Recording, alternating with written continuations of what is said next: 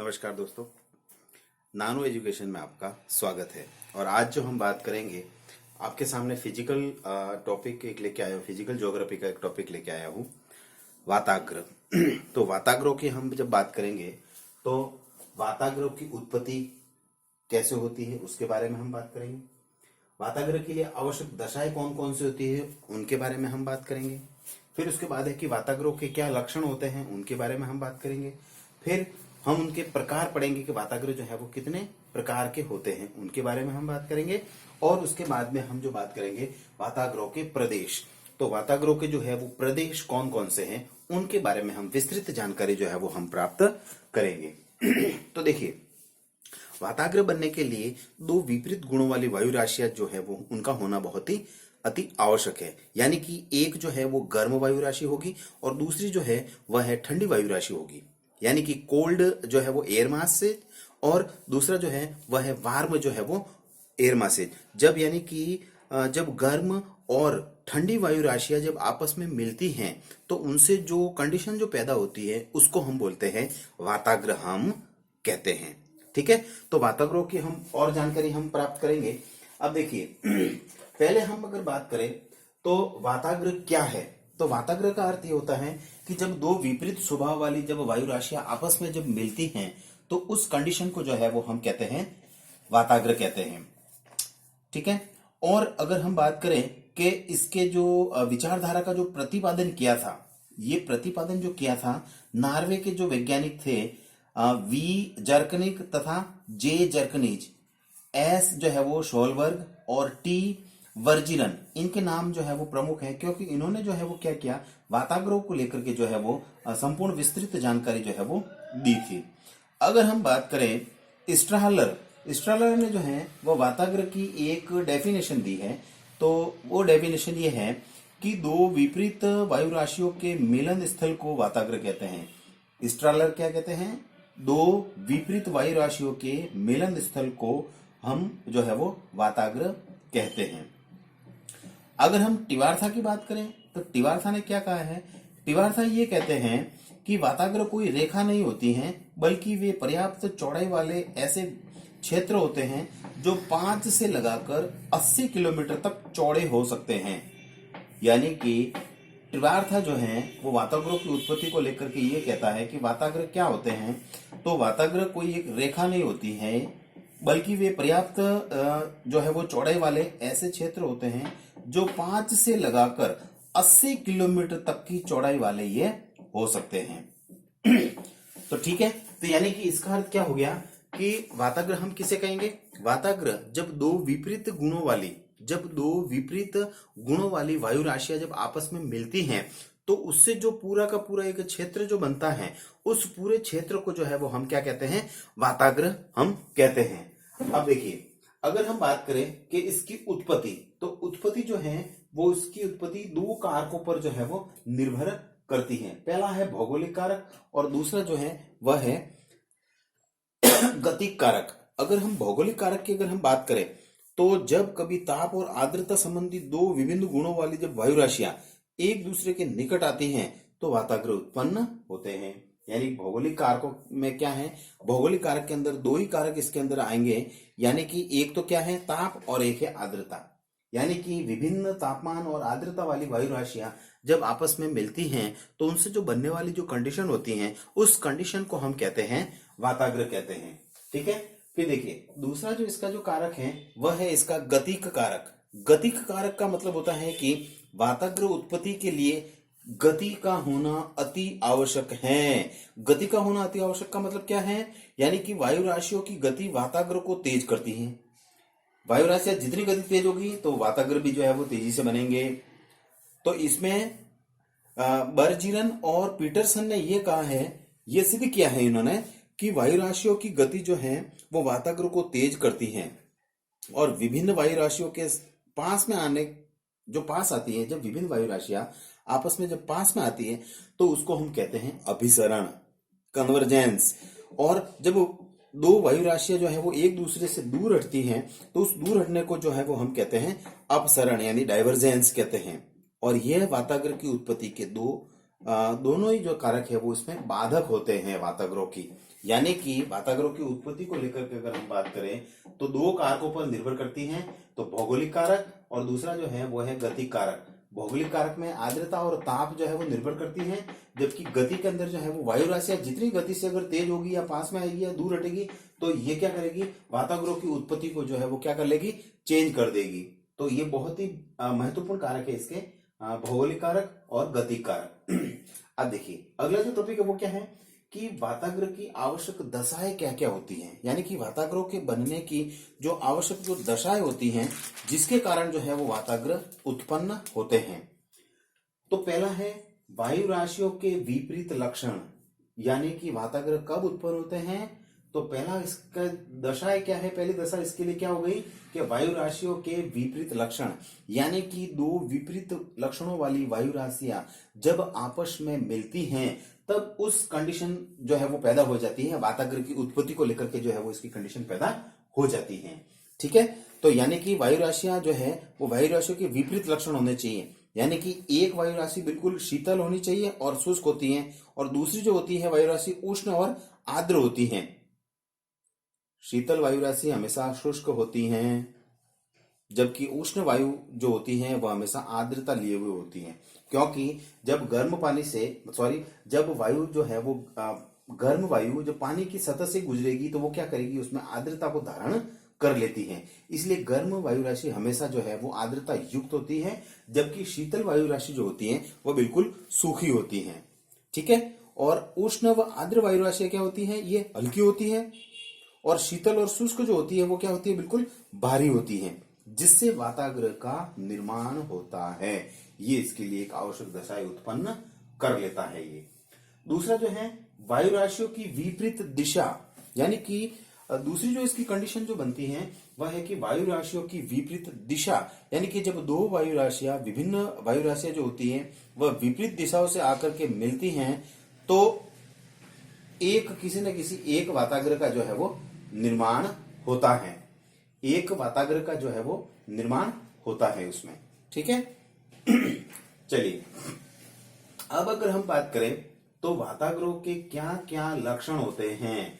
तो वाताग्रह पे जो है वो लक्षणों की अगर हम बात करें तो इसके लक्षणों की अगर हम बात करें तो उसमें गहराई, चौड़ाई, क्षैतिज गति, ऊर्ध्वाधर गति और भंग, ये इसकी जो है वो महत्वपूर्ण जो है वो इसके लक्षण है। गहराई होता है, चौड़ाई होता है, क्षैतिज गति होती है, ऊर्ध्वाधर गति होती है और उसमें भंग होता है। ठीक है, तो देखिए एक एक को थोड़ा सा हम डिस्क्राइब करते हैं। जैसे गहराई, अगर गहराई की हम बात करें तो वायुमंडल के निचले भागों में ये बनते हैं, ये यानी कि 3000 मीटर के ऊपर जो है वो वाताग्रह बहुत ही कम बनते हैं, और 5000 मीटर तक वाताग्रह बिल्कुल बनते ही नहीं है।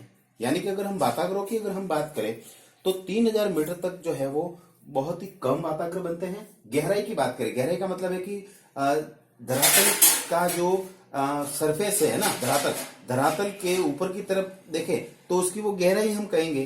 तो कितनी गहराई तक ये बनता है, तो गहराई का मतलब है कि इसकी हम ऊंचाई की पहले बात करें तो 3000 मीटर से लगाकर ये धरातल के समीप तक ये बनता है। लेकिन 3000 से ऊपर की अगर हम बात करें तो 5000 मीटर से ऊपर जो है ये वाताग्रह जो है वो नहीं बनते हैं।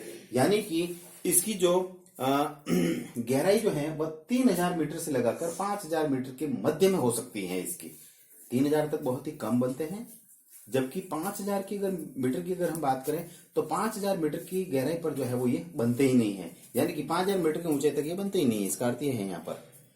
फिर अगर हम इसकी चौड़ाई की बात करें तो वाताग्रह की चौड़ाई जो है वो कोई फिक्स नहीं होती है, इनकी चौड़ाई जो है वो निश्चित नहीं होती है। ये वाताग्रह जो है वो 5 से लगाकर 80 किलोमीटर तक जो है वो चौड़ाई में जो है वो पूरा का पूरा एरिया जो है वो कवर ये लोग कर सकते हैं ये।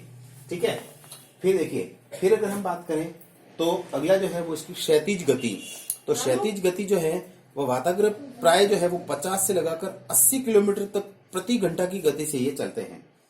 वाताग्रह जो चलते हैं, क्षैतिज का मतलब होता है कि जमीन के पैरेलल, तो ये कम से कम जो है वो इनकी अगर गति की अगर हम बात करें तो ये जो है वो 50 से लगाकर 80 किलोमीटर तक की जो है वो स्पीड से जो है प्रति घंटा की गति से ये चलते हैं। अगर इनके ऊर्ध्वाधर बात करें, यानी कि धरातल से लगाकर ऊपर की तरफ अगर हम बात करें तो ये हमेशा ध्यान रखना नीचे से ऊपर की ओर जाते हैं। ये वाताग्रोह में वायु क्या होती है, नीचे से ऊपर की ओर जो है वो वायु चलती है। ठीक है। और उष्ण वाताग्रह अगर हल्का होने के कारण ठंडी वो भारी वायु राशि को क्या कर लेता है, ये ऊपर उठा देता है। ठीक है। और उष्ण और आर्द्र वायु राशि के ऊपर उठने से जो है वो बादल बनते हैं और इससे जो है वो वर्षा होती है। ठीक है। अब देखिए पांचवा जो है इसका पॉइंट है वो है भंग। भंग का मतलब होता है डिसकंटिन्यूटी। डिसकंटिन्यूटी का अर्थ ये होता है कि जब वाताग्रह के दोनों ओर स्थित वायु राशियां के गुण अगर भिन्न भिन्न है तो वाताग्रह में आकर ये क्या हो जाते हैं, भंग हो जाएंगे। यानी कि वाताग्रह के दोनों ओर स्थित वायु राशियों के गुण भिन्न है अगर, और वाताग्रह पर आकर ये भंग हो जाते हैं। तो इस गुणों में यानी कि इनके इन गुणों में क्या होता है, तापमान होता है, वायुदाब प्रवणता होती है इनकी, और पवनों की दिशाएं जो होती हैं वो इसको क्या कर देती हैं, वाताग्रह को भंग कर देती हैं। यानी कि इसमें एक पैरेलल जो चल रहा है फ्लो, उस फ्लो को जो है वो भंग कर देती है, तोड़ देती है। तो ये भी एक इसका लक्षण है, गहराई, चौड़ाई, क्षैतिज गति, ऊर्ध्वाधर गति और भंग। अब देखिए अगली अगर हम बात करें तो इसका महत्वपूर्ण जो कारक है वह इसका जो महत्वपूर्ण जो टॉपिक है वह है हमारा इसके प्रकार। यानी कि वायु राशियों के जो है वो प्रकार कौन कौन से हैं। तो वाताग्रह जो है, वाताग्रह को जो है वो चार भागों में बांटा गया है, उष्ण वाताग्रह, शीत वाताग्रह, अधिविष्ट वाताग्रह और स्थायी वाताग्रह। ठीक है। तो चार प्रकार के ये वाताग्रह बनते हैं। ठीक है। चार प्रकार के वाताग्रह है ये, उष्ण वाताग्रह, शीत वाताग्रह, अधिविष्ट वाताग्रह और चौथा जो है वह है स्थायी वाताग्रह। अब देखिए पहली अगर हम बात करें वह है उष्ण वाताग्रह। उष्ण वाताग्रह में यानी कि जब उष्ण और हल्की वायु राशि आक्रामक रूप से शीतल व भारी जो वायु राशि है उसके ऊपर चढ़ जाती हैं तो उससे जो बनने वाला जो कंडीशन है उस कंडीशन को हम कहते हैं उष्ण वाताग्रह। यानी कि जब उष्ण व हल्की वायु राशियां आक्रामक रूप से शीतल व भारी जो वायु राशि है उसके ऊपर चढ़ जाती हैं तो उसको हम कहते हैं उष्ण वाताग्रह। और उष्ण वाताग्रह के अंदर जो है वो क्या होता है, इसका ढाल बहुत ही मंद होता है, ज्यादा तीव्र नहीं होता है, इसका ढाल जो है वो मंद होता है। ये मध्य अक्षांशों में इसका ढाल 1:100 होता है और 1:100 से लगाकर जो है वो 1:400 तक भी जो है वो पाया जाता है। ठीक है। इसमें मौसम धीरे धीरे परिवर्तित होता है, इसमें कई दिन लग जाते हैं, परिवर्तन होता है जिसमें कई दिन लग जाते हैं। उष्ण वाताग्रह जो है आने का प्रथम चिन्ह जो है वो क्या होता है, अगर प्रथम की बात करें कि उष्ण वाताग्रह आ रहा है तो उसको अपन कैसे पहचानेंगे, तो उसमें पक्षाव मेघ बनते हैं, इसमें पक्षाव मेघ जो है वो बनते हैं ये। ठीक है। चलिए दूसरा अगर हम बात करें तो है शीतल वाताग्रह। शीतल वाताग्रह का अर्थ ये होता है कि जब शीतल व भारी जो वायु राशि जो है वो आक्रामक रूप से उष्ण व हल्की वायु राशि को ऊपर धकेल देती हैं तो इस कंडीशन को जो है वो हम क्या कहेंगे, शीत वाताग्रह कहेंगे। इसका ढाल जो होता है 1:25 से लगाकर 1:100 तक होता है और इसको गुजरने में कुछ ही घंटे लगते हैं, यानी कि जल्दी से गुजर जाता है क्योंकि इसका ढाल जो होता है क्या होता है, तीव्र होता है। और इसमें वायु का अगर वेग की अगर हम बात करें तो इसके अंदर जो वायु की वेग होती है वो 50 से लगाकर जो है वो 70 किलोमीटर प्रति घंटे की रफ्तार से इसमें हवाएं जो है वो चलती हैं। और अगर शीतल वाताग्रह की अगर हम बात करें तो इसके अंदर जो है वो कपासी वर्षा मेघ जो है वो बनते हैं इसमें और बारिश जो है वो होती है ये। ठीक है। चलिए तीसरे की अगर हम बात करें तो वो है अधिविष्ट वाताग्रह। अब देखिए अधिविष्ट वाताग्रह का मतलब क्या है कि शीतल वाताग्रह तीव्र गति से चलकर उष्ण वाताग्रह में मिल जाता है। शीतल वाताग्रह तीव्र गति से जो है वो जाकर के जो है उष्ण वाताग्रह के अंदर जो है वो मिल जाता है तो उससे के धरातल के साथ क्या है, उष्ण वायु का संपर्क जो है वो समाप्त हो जाता है तो अधिविष्ट वाताग्रह का निर्माण होता है। ठीक है। तो इसमें जो है वो क्या होता है, यानी कि एक जो है वह शीतल वाताग्र और दूसरी तरफ जो है वो उष्ण वाताग्र। तो शीतल वाताग्र तीव्र गति से चलकर जो है वो उष्ण वाताग्र में आकर के आपस में मिल जाता है, तो उसका धरातल का कांटेक्ट जो है वो क्या हो जाता है, टूट जाता है। तो इस कंडीशन को हम बोलते हैं अधिविष्ट वाताग्र, हम कहते हैं इसको। ठीक है, अब देखिए चौथा जो इसके हम प्रकार की अगर हम बात करें तो चौथा जो इसका प्रकार है वह है स्थायी वाताग्र। ठीक है, देखिए स्थायी वाताग्र का मतलब यह होता है कि जब दो विपरीत वायु राशियां एक दूसरे के समानांतर चलकर एक वाताग्र के रूप में अलग होती हैं और इसमें कोई भी वायु न तो ऊपर चढ़ती है और न ही एक जो है वो स्थायी होती है, तो उस वाताग्र का निर्माण होता है जिसे हम कहते हैं स्थायी वाताग्र कहते हैं। यानी कि देखिए इसमें क्या हो गया, एक शीतल वायु राशि है और दूसरी जो है वो उष्ण वायु राशि है, दोनों का संपर्क जो है वो अलग अलग है और दोनों एक दूसरे के पैरेलल जो है वो चल रही है, न तो एक दूसरे को ये अंदर मिक्स हो रही है।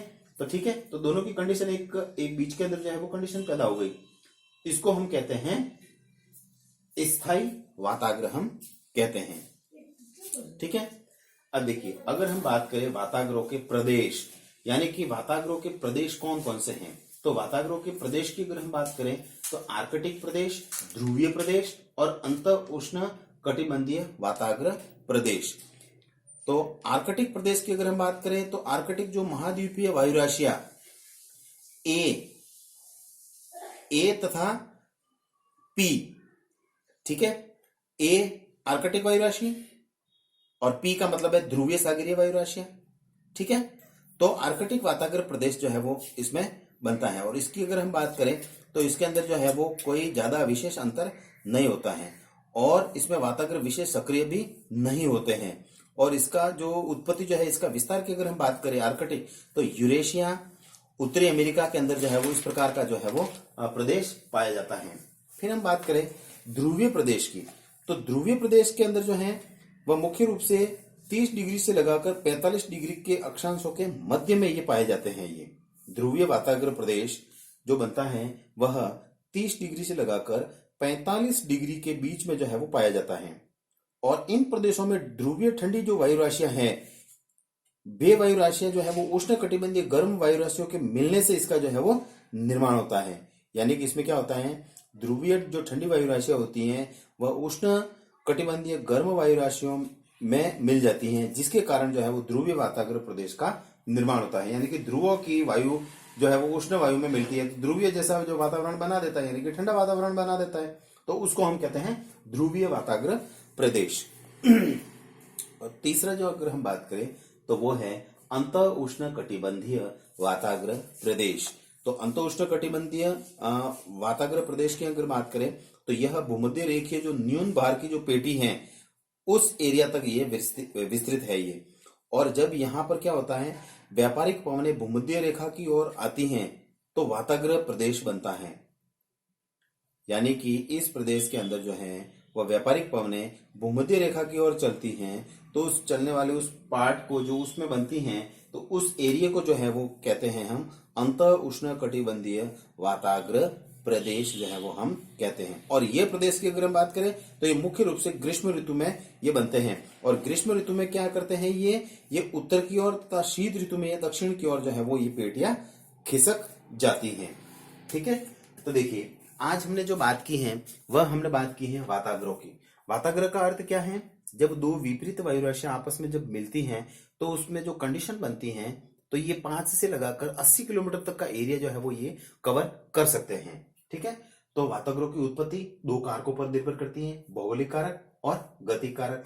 इनकी आवश्यक दशाएं क्या क्या हैं, तो इनकी आवश्यक दशाएं क्या है, वायु राशियों के विपरीत इसके लक्षण होते हैं और वायु राशियों की विपरीत इनकी दिशा होती है। फिर इनके हम अगर लक्षणों की अगर हम बात करें तो लक्षणों में इसकी गहराई, इसकी चौड़ाई, इसकी क्षैतिज गति और इसकी ऊर्ध्वाधर गति और उसके बाद में भंग, ये इस वाताग्रों के क्या है, लक्षण है ये। ठीक है, और देखिए इसके प्रकार की अगर हम बात करें तो इसके प्रकार उष्ण वाताग्र, शीत वाताग्र, अधिविष्ट वाताग्र और स्थायी वाताग्र। उष्ण वाताग्र में क्या होता है कि जब ठंडी वायु राशि पर जो है वह गर्म वायु राशि आक्रामक गति से चढ़ जाती हैं तो उस पूरा एरिया को गर्म कर देती हैं, तो उसको बोलते हैं हम उष्ण वाताग्र। शीत वाताग्र में क्या होता है कि जब भारी ठंडी जो वायु होती है वो होती है ज्यादा आक्रामक, और ये क्या करती है, गर्म वायु राशि को ऊपर उठा देती है, तो पूरा एरिया जो है बिल्कुल ठंडा हो जाता है। तो उसको हम कहते हैं शीत वाताग्र। अधिविष्ट वाताग्र में जब शीतल वाताग्र तीव्र गति से उष्ण वाताग्र के अंदर मिल जाता है तो उसका धरातल से जो है वो संपर्क टूट जाता है, तो इस प्रकार का जो वाताग्र बनता है उसको हम कहते हैं अधिविष्ट वाताग्र। और स्थायी वाताग्र, स्थायी का मतलब होता है न अधिक ज्यादा ठंडी होती है और न अधिक ज्यादा गर्मी होती है, एक जैसा मौसम जिसको हम कहते हैं। तो देखिए, उष्ण वायु और शीतल वायु अपने अपने हिसाब से जो है वो चलती हैं, इसमें कोई जो है वो आक्रामक नहीं होती है और नहीं वो कोई एक दूसरे वायु को जो है वो ऊपर उठाती है, ठीक है। और फिर अगली अगर हम बात करें तो वाताग्रों के प्रदेश, आर्कटिक प्रदेश, ध्रुवीय प्रदेश और अंत उष्ण कटिबंधीय वाताग्र प्रदेश। तो ठीक है, तो आप मेरे चैनल को सब्सक्राइब कीजिएगा, नानो एजुकेशन, और नए नए टॉपिक लेकर के मैं आपके सामने आता रहूंगा। और कोई भी अगर आपको कोई क्वेरीज है तो आप प्लीज मुझे आप कहिएगा, मैं आपकी क्वेरीज को, आपके क्वेश्चनों को पूरा 100% जो है वो आपको सेटिस्फेक्शन करने का मैं पूरा मैं जो है वो प्रयास करूंगा, और नए वीडियो भी मैं आपके सामने लेकर के हाजिर होऊंगा। तो आप जो है वो मुझे कमेंट्स करते रहिएगा और मैं आपका वेट करूंगा। धन्यवाद।